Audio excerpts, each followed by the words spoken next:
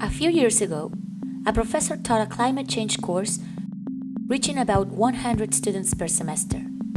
One day he thought, if I could upload this course online, then not only would my 100 students have access to it, but others as well. So he did. And this is what happened. Anna sent the course's content across the country to Alex, who was studying climate change. Alex found it so interesting that he forwarded a copy to his friend Lulu in Africa.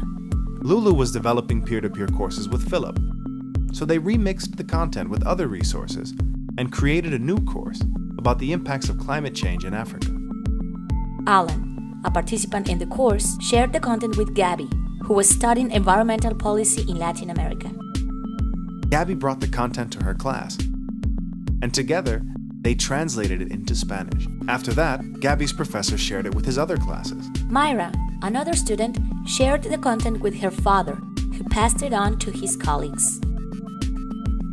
Gabby's professor also forwarded the content to David, a colleague in the UK who was researching climate change.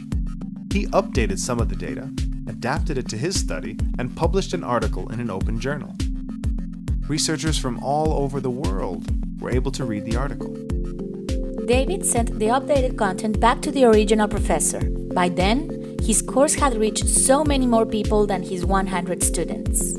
Years later, many schools had begun to follow the example and opened access to their content. Governments began promoting the use of open textbooks, and students began saving money on books.